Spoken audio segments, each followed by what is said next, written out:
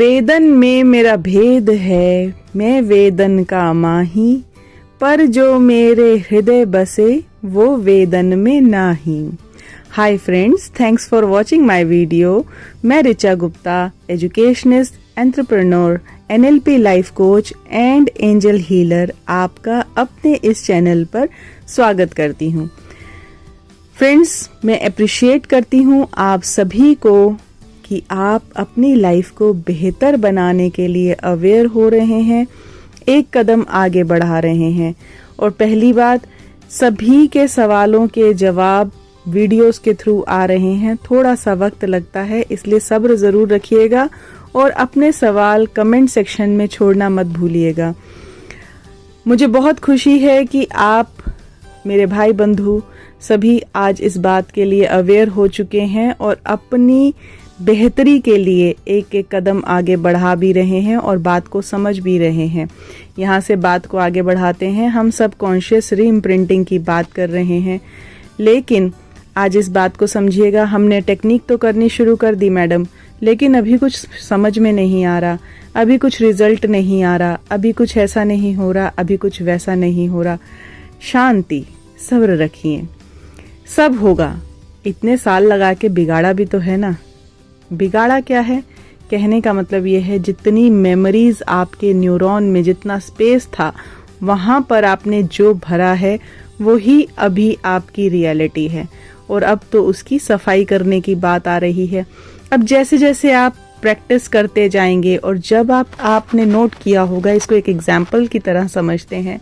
जिस दिन आप अपने कमरे की खास सफाई शुरू करते हैं ना फ्रेंड्स, उस दिन वहाँ पर कचरा ज़्यादा दिखने लग जाता है और आप गहरी सफाई में उतरते चले जाते हैं और उतरते ही चले जाते हैं। फिर आपको लगता है कि कोने कोने के साथ एक एक चीज़ की सफाई होनी चाहिए।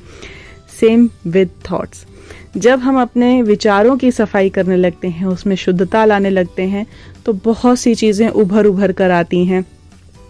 पेनफुल मेमोरीज भी अभी ऊपर आएंगी, कुछ विचार भी ऐसे होंगे जो दबे रह गए होंगे, वो भी ऊपर आएंगे।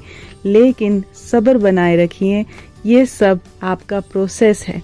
इस बात को ऐसे समझिएगा कि एक प्रोसेस होता है। जिस दिन हम बीज डालते हैं उसी दिन पेड़ नहीं आता और उसी दिन हम फल नहीं खा सकते।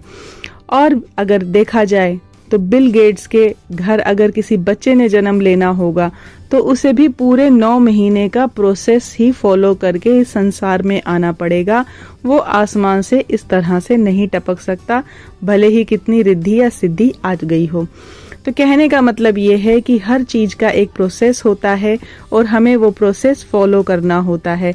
अब सबकॉन्शियस रीइम्प्रिंटिंग की बात आई है, तो पहले पुरानी बातों की सफाई करके फिर नया वहाँ बीज डालना है। कोई बात नहीं, आप जिस भी पोजीशन में हैं, जिस भी हालात में हैं, जहाँ पे हैं, जैसी भी आपकी एज है, ये काम आज से ही स्टार्ट हो सकता है और इमीडिएटली लाइफ भी चेंज हो सकती है।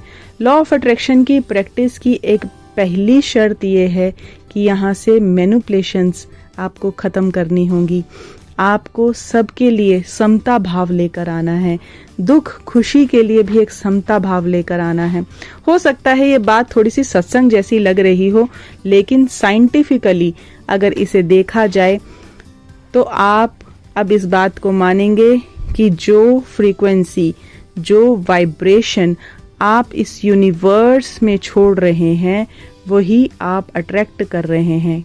इसको दूसरे तरीके से समझें, अगर आप 9891 डायल करेंगे तो 9891 ही डायल होगा, ना कि 189 डायल होगा। फाइन। सो इसको इस तरह से भी ले सकते हैं। तो जैसी फ्रीक्वेंसी, जैसा थॉट आप यूनिवर्स में दे रहे हैं, वैसा ही आप अट्रैक्ट कर रहे हैं। इसीलिए समता भाव सबके लिए, किसी भी तरीके की मैनिपुलेशन से बिल्कुल परे हो जाएं। अब एक बात को और बताती हूँ। यूजुअली मैंने अभी आपको हमारा मेमोरी स्पेस बताया, हमारी बॉडी में कितने न्यूरॉन्स हैं, कितने सेल्स हैं और एक न्यूरॉन की मेमोरी कितनी है। इसी के साथ हर दिन में ह्यूमन माइंड 60,000 से 70,000 थॉट्स लाता है, देखता है, उसके विचार आते हैं और जाते हैं। इन विचारों को पकड़ना आसान नहीं है। कुछ तो हमें पकड़ में आते हैं और कुछ अभी नहीं भी पकड़ में आते। आप जैसे जैसे आप अवेयर होना शुरू होते हैं वैसे वैसे आप अपने विचारों को समझने लगते हैं, और बहुत से विचार आपको समझ में आएंगे जो आपके हैं भी नहीं, फिर भी आ रहे हैं और फिर भी जा रहे हैं। इसे रास्ते का ट्रैफिक समझिए कि गाड़ियां आ रही हैं और जा रही हैं।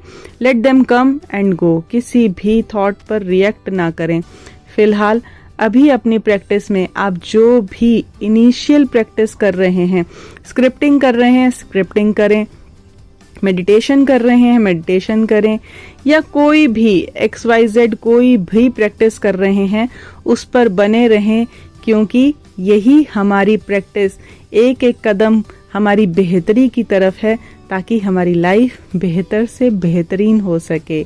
अगली वीडियो में फिर मिलते हैं। Till then stay safe, stay happy. Thank you, thank you, thank you. Good luck.